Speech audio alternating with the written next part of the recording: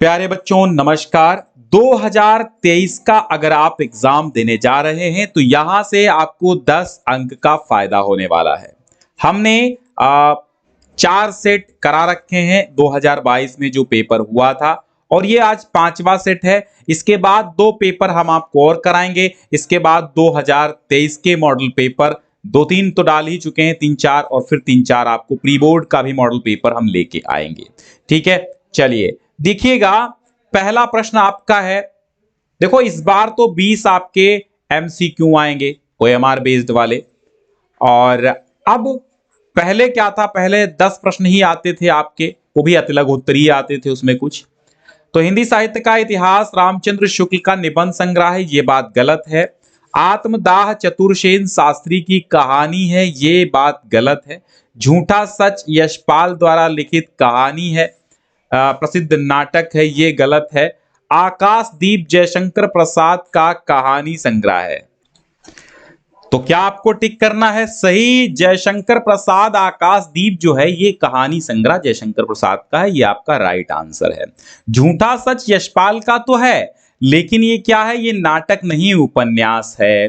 ठीक है, हिंदी साहित्य का इतिहास जो है ये एक आलोचनात्मक इतिहास ग्रंथ है, एक इतिहास ग्रंथ है, निबंध संग्रह नहीं है। आत्मदाह चतुर्सेन शास्त्री का कहानी संग्रह नहीं बल्कि उपन्यास है।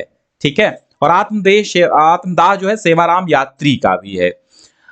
फिर निम्नलिखित कृतियों में से किसी एक कृति के लेखक का नाम, रचनाकार का नाम बताना है। तो यहां पर रसमीमांसा आचार्य रामचंद्र शुक्ल लिख देंगे। ठीक है, आचार्य शुक्ल का पूरा नाम आचार्य रामचंद्र शुक्ल लिखिएगा। त्यागपत्र जो है उपन्यास है, ये जैनेन्द्र कुमार का है। कल्पलता हजारी प्रसाद द्विवेदी का है। ठीक है, कल्पलता हजारी प्रसाद द्विवेदी का है। और क्या भूलूं क्या याद करूं, ये आत्मकथा है। और ये आत्मकथा किसकी है? हरिवंश राय बच्चन की है। किसकी है? हरिवंश राय बच्चन की आत्मकथा है। जीवनी विधा की किसी एक रचना का नाम लिखना है। तो जीवनी की विधा की एक रचना आप आवारा मसीहा लिख दो। क्या लिख दो? आवारा मसीहा लिख दो। और इसके लेखक विष्णु प्रभाकर हैं। ठीक है, विष्णु प्रभाकर इसके लेखक हैं, ये आप लिख दीजिएगा। क्या लिखेंगे? विष्णु प्रभाकर। ठीक, परीक्षा गुरु किस गद्य विधा की रचना है? तो परीक्षा गुरु उपन्यास है। ठीक है, परीक्षा गुरु लाला श्रीनिवास दास का पहला उपन्यास है। साहित्यालोचन के लेखक श्याम सुंदर दास हैं। कौन है? श्याम सुंदर दास हैं। ठीक है, तार सप्तक के किसी एक कवि का नाम आपको लिखना है। तो अज्ञेय लिख दीजिए। अज्ञेय का पूरा नाम आप लिखिएगा सच्चिदानंद हीरानंद वात्स्यायन अज्ञेय। द्विवेदी युग के किन्हीं 2 विशेषताओं का उल्लेख कीजिएगा। तो नंबर 1 क्या है? द्विवेदी युग की पहली विशेषता है इतिवृत्तात्मकता। क्या है? इतिवृत्तात्मकता। अब आप कहेंगे इतिवृत्तात्मकता क्या है? जैसा हो रहा हो वैसा ही लिखना इतिवृत्तात्मकता है। ठीक है, इतिवृत्तात्मकता और देश प्रेम, देश प्रेम की भी रचनाएं आपको द्विवेदी युग में मिल जाएंगी। नई कविता की 2 प्रमुख विशेषताएं लिखिएगा। ठीक है, और यहां पर क्या था? निबंध विधा का खड़ी बोली का प्रयोग। ठीक है, एक और विशेषता आप इसकी खड़ी बोली का प्रयोग लिख देंगे। नवीन विधाओं का सृजन भी लिख देंगे। और नई कविता की 2 प्रमुख विशेषताओं का उल्लेख कीजिएगा। नई कविता की प्रमुख विशेषताएं आप यहां पर भी देख सकते हैं कि ये लघु मानववाद की प्रतिष्ठा, प्रयोगों में नवीनता, क्षणवाद को महत्व, अनुभूतियों का वास्तविक चित्रण, कुंठा, संत्रास, मृत्युबोध, बिंब और व्यंग्य प्रधान रचनाएं।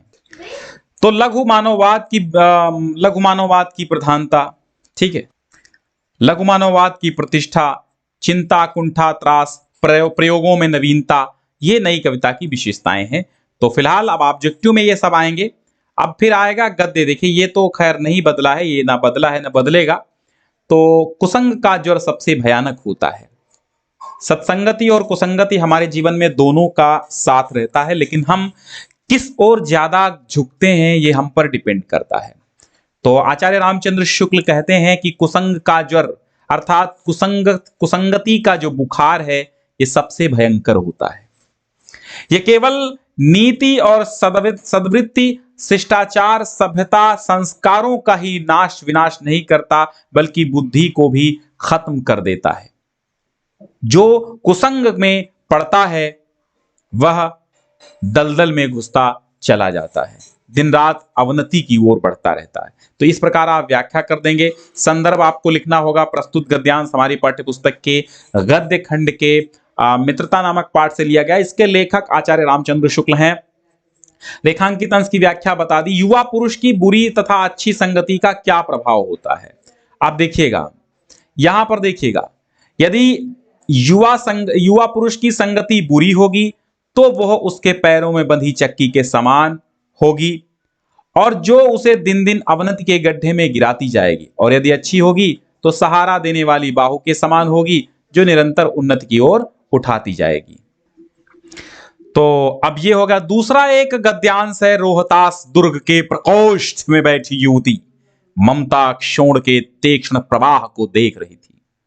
ममता विधवा थी, उसका यौवन क्षोण के समान ही उमड़ रहा था। मन में वेदना, मस्तक में आंधी और आंखों में पानी की बरसात लिए वो सुख के कंटक शयन में विकल थी। वो रोहतास दुर्ग पति मंत्री चूड़ामणि की अकेली दुहिता थी और फिर उसके लिए कुछ अभाव होना असंभव था। उपयुक्त गद्यांश का संदर्भ लिखिए। प्रस्तुत गद्यांश हमारी पाठ्य पुस्तक के गद्य खंड के ममता नामक कहानी से लिया गया है और इसके लेखक जयशंकर प्रसाद जी हैं। रेखांकित अंश की व्याख्या समझिएगा कि मन में वेदना।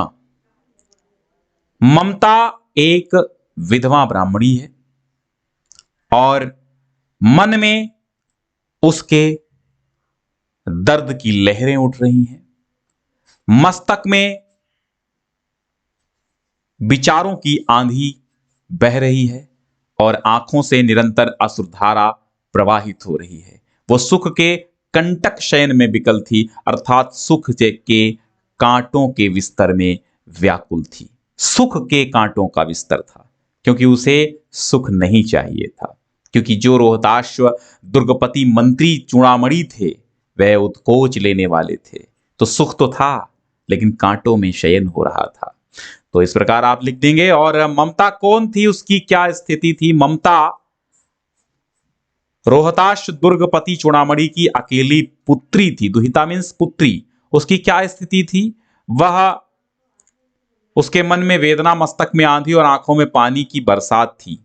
वो सुख के कंटक शयन में विकल थी, ऐसा लिख देंगे। फिर आपको पद्यांश इस बार जो आएगा वो आएगा पद्यांश, फिर उसके नीचे प्रश्नोत्तर दिए जाएंगे। मैं वो सब करा दूंगा। मैं कल से ये सीरीज स्टार्ट करने वाला हूं कि आपको सारे के सारे ये कराते रहूं। क्या? पद्यांश आधारित। क्योंकि सूरदास का तो मैं करा चुका हूं, अब तुलसीदास बचे हैं, वो समझिएगा।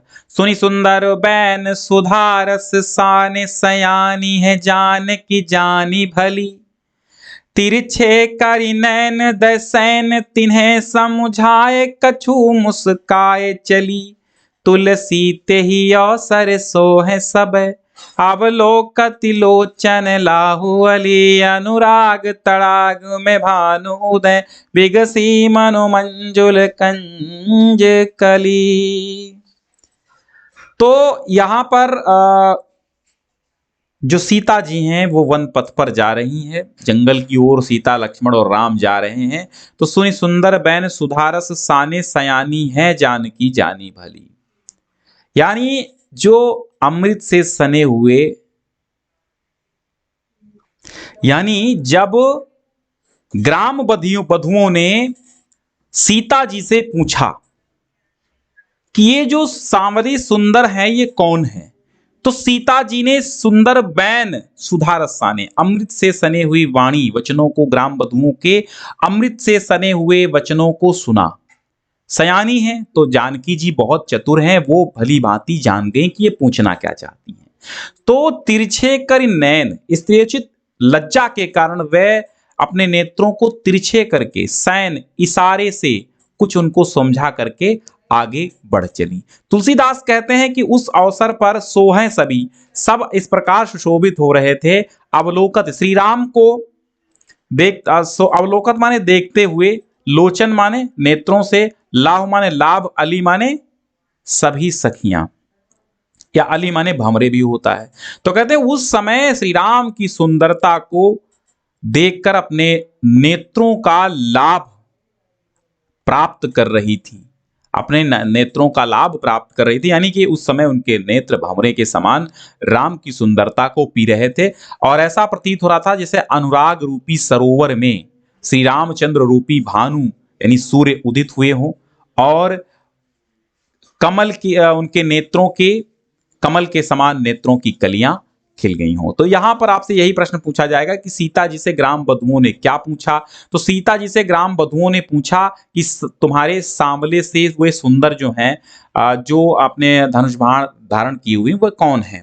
ठीक है, तो किसके सुधारस से सने हुए वचन किसके थे, ग्राम बधुओं के। चतुर कौन है, जानकी जी हैं। इशारे से समझा करके किसे चली, ग्राम बधुओं को। उस समय कौन सुशोभित हो रहे थे, सीता लक्ष्मण और राम तीनों सुशोभित हो रहे थे और श्री राम कुछ ज्यादा ही। अनुराग तड़ाग में कौन सा अलंकार है, रूपक अलंकार है। कोई एक अंश रेखांकित कर देंगे और कहेंगे रेखांकित अंश की व्याख्या कीजिए, तो भी आपको करनी है। जाति धर्म या संप्रदाय का नहीं भेद व्यवधान यहाँ, सबका स्वागत सबका आदर सबका सम सम्मान यहाँ। राम रहीम बुद्ध ईसा का सुलभ एक सा ध्यान यहाँ। भिन्न भिन्न भव संस्कृतियों के गुण गौरव का ज्ञान यहाँ। भारत माता का यह आंगन, भारत माता का यह मंदिर, समता का संवाद यहाँ। सबका शिव कल्याण यहाँ है, पावे सभी प्रसाद यहाँ, पावे सभी प्रसाद यहाँ। मैथिली शरण गुप्त की ये पंक्तियां हैं और भारत माता का यह मंदिर नाम के पाठ से ली गई हैं। तो मैथिली शरण गुप्त जी कहते हैं कि ये भारतवर्ष है और यहाँ पर समता का संवाद है, यहाँ पर जाति धर्म और संप्रदाय आदि का भेदभाव नहीं है। सभी का स्वागत किया जाता है, सभी का समान रूप से आदर और सभी का समान रूप से यहाँ पर सम्मान किया जाता है। राम रहीम बुद्ध ईसा का सुलभ एक सा ध्यान यहाँ, एक सा ध्यान सभी को प्राप्त हो जाता है। चाहे राम का ध्यान करे, रहीम का करे, बुद्ध का करे, ईसा का करे, सभी को यह ध्यान सुलभ है। अर्थात कोई भी किसी भी धर्म को मान सकता है और विभिन्न भाव संस्कृतियों का, तमाम इस संसार की तमाम संस्कृतियों के गुणों के गौरव का यहाँ पर गान होता रहता है, क्योंकि भारत माता का यह जो मंदिर है यहाँ पर समता का संवाद है। यहाँ से तमाम प्रश्न पूछे जा सकते हैं, जैसे वो कौन सा देश है जहाँ पर भेदभाव नहीं है, भारत देश है। सभी का समान रूप से आदर कहाँ होता है, भारतवर्ष में। राम रहीम बुद्ध ईसा का सुलभ एक साथ ध्यान, यहाँ इस पंक्ति से क्या आशय है, तो आप बताएंगे कि इस पंक्ति से मैथिली शरण गुप्त जी कहते हैं कि कोई भी किसी धर्म को अपना सकता है, वो चाहे राम को माने, रहीम को माने, बुद्ध को माने, ईसा को माने, सभी को मान सकता है। ठीक है, तो अब आपको एक जीवन परिचय इस बार 4 नंबर में आएगा, एक जीवन परिचय कवि का और एक, यानी 8 नंबर ये पक्के हो जाएंगे। तो यहां पर फिर आपको 2 गद्यांश मिलेंगे, 2 पद्यांश मिलेंगे। तो एक गद्यांश का और एक पद्यांश का हिंदी अनुवाद करना होगा। जैसे ये लिया गया है कहां से, आजादा चंद्रशेखरा। ठीक है, तो ये देशभक्ता चंद्रशेखरा पाठ से लिया गया है। फिर दुर्मुखा कहते हैं, दुर्मुख द्वितीय कशाघातः, दूसरा कशाघात कर अर्थात दूसरा कोणा मारो। दुर्मुखा पुनः ताड़यति, दुर्मुख पुनः मारता है। ताड़िता चंद्रशेखर, पिटता हुआ चंद्रशेखर, पुनः पुनः बार बार, भारतम जयतु, भारत की जय हो, इति वदति, ऐसा बोलता है। एवं इस प्रकार सामान्य वह 15 कशाघातई है, 15 कोणों से ताड़िता, उसने 15 कोणे मारे। इस प्रकार उसने 15 कोणे मारे। यदा चंद्रशेखर कारागारात मुक्तः वही आगच्छति, यदा माने जब, चंद्रशेखर माने चंद्रशेखर, कारागारात माने कारागार से, मुक्ता माने छूट करके, वही माने बाहर, आगच्छत माने आते हैं, तदैव माने तभी, सर्वे जना सभी लोग, तम परितः उनको चारों ओर से वेष्टयन्ति घेर लेते हैं, बहवः बालकाः बहुत से बालक, तस्य पादयोः पतन्ति उनके पैरों गिरने लगते हैं, तम बालाभि अभिनन्दयन्ति च और उनका मालाओं से स्वागत करने लगते हैं। फिर आप एक पद्यांश देखिएगा, सर्वे भवन्तु सुखिनः सर्वे सन्तु निरामया सर्वे भद्राणि पश्यन्तु मा कश्चित् दुर्भाग् भवेत्। ठीक है, मतलब सभी सुखी हों, भारतीय संस्कृति से लिया गया, सभी सुखी हों, सभी निरामया अर्थात निरोगी हों, सभी कल्याण देखें और किसी कोई भी दुख का भागी न हो। तो अपनी पाठ्य पुस्तक से फिर एक जो है श्लोक लिखना होगा जो इस प्रश्न पत्र में ना आया हो। फिर आपको 2 प्रश्नों के उत्तर इस बार मुझे लगता है नहीं देने हैं, है ना। इस बार उम्मीद, अच्छा ये प्रश्न तो देने हैं, मतलब अनुवाद नहीं आना, ठीक है। वाराणसी किमर्थम प्रसिद्धा, तो वाराणसी क्यों प्रसिद्ध है? अपनी पत्थर की मूर्तियों के लिए। वीरा वीरेण पूज्यते, वीराकेन पूज्यते, है ना। तो इस प्रकार 2 कर देंगे। और हास्य रस अथवा करुण रस की परिभाषा, तो ये जो रस और छंद और अलंकार हैं ये सब ऑब्जेक्टिव में इस बार आएंगे, और ये सब उपसर्ग भी ऑब्जेक्टिव में आएंगे। आ से बनाइए, आ से क्या बनाएंगे हैं? आ से बहुत सरल हैं, तमाम हैं, जैसे अथाह, जैसे अपलक, जैसे जैसे अकंटक, तमाम बना सकते हैं। आदि से अधिनायक, अनु से अनुकरण, सह से सहकारिता या सहकार, अप से अपमान, सु से सुव्यवस्था कर दो, ठीक है। अब आएगा प्रत्यय, पन से लड़कपन, ता से लघुता बना दो, आई से लिखाई बना दो, चढ़ाई भी बना सकते हो, कढ़ाई कह सकते हो। हट से झंझनाहट, वा से दिखावा, छलावा, चढ़ावा। फिर आपका समास विग्रह, राजा रानी, राजा और रानी ये सब ऑब्जेक्टिव में आएंगे। द्वंद्व समास, पंचगंगा दिगु समास, 5 गंगा का समूह, ठीक है। विशेषण विशेष, विशेषण और विशेष द्वंद्व समास। चतुर्वेद, 4 वेद, 4 वेदों का समूह, दिगु समास। राम और रहीम, द्वंद्व समास। 2 का तत्सम, नाक का नासिका हो जाएगा, ठीक है। पीठ का पृष्ठ हो जाएगा, डंडा का दंड हो जाएगा, गोबर का गोमल हो जाएगा, गोमल या गोमय। हल्दी का हरिद्रा हो जाएगा।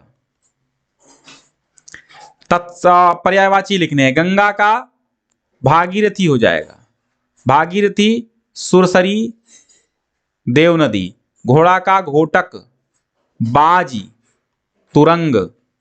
इंद्र का मघवा, इंद्र का सुरेंद्र भी लिख सकते हैं, इंद्र का देवेंद्र भी लिख सकते हैं, सुरपति लिख सकते हैं। कुबेर का धनद कह सकते हैं, धनद, ठीक है, धनद। कुबेर को क्या कह सकते हैं? धनद। और फिर कह सकते हैं कुबेर को, और क्या कह सकते हैं? ऐश्वर्य दाता। खग को क्या कह सकते हैं? पक्षी, विहंग। फिर आपका 2 संधि विच्छेद, ये भी ऑब्जेक्टिव में आना है, तो मात्र आज्ञा का मात्राज्ञा हो जाएगा, ठीक है। मात्राज्ञा यड़ संधि, केवल यड़ संधि है। मध्वरी हो जाएगा, मधुअरी का मध्वरी हो जाएगा, तो ये भी यड़ संधि है। लि आदेशा का लादेशा हो जाएगा, ये भी यड़ संधि है। इत्यत्र का इत्यत्र हो जाएगा, ये भी यड़ संधि है। फिर आपके शब्द रूप और धातु रूप, ये जो सब हैं ये आपके ऑब्जेक्टिव में आएंगे। फिर आपका संस्कृत अनुवाद इस बार मुश्किल है, लेकिन आपको पढ़ के जाना है, पढ़ना जरूर है संस्कृत अनुवाद, ठीक है। सीता विद्यालयम गच्छति, घर के चारों ओर पेड़ है, गृहम परितः वृक्षाः सन्ति। फिर आपको एक विषय पर निबंध लिखना होगा, लगभग 9 नंबर के आसपास निबंध आएगा आपका। खेलकूद, स्वच्छता, वर्षा ऋतु से लाभ, भारतीय किसान का जीवन इत्यादि। फिर आपको खंडकाव्य आपका अपना तैयार करना होगा, और इसके चरिचित्रण ज्यादा इंपॉर्टेंट है, आप चरिचित्रण जरूर याद कर लीजिएगा, ठीक है। तो ये आपका पेपर आज फिनिश हुआ। अब मिलते हैं अगले टॉपिक के साथ, तब तक के लिए मेरे बच्चों एक बार शेयर जरूर कर दीजिएगा, और डिस्क्रिप्शन में तमाम लिंक भी दी हुई हैं, एक बार खोल के चेक कर लीजिएगा। प्लेलिस्ट आप बनी हुई है, आप पढ़ते रहिए 2023 के लिए। नमस्कार, हंसते रहिए, मुस्कुराते रहिए।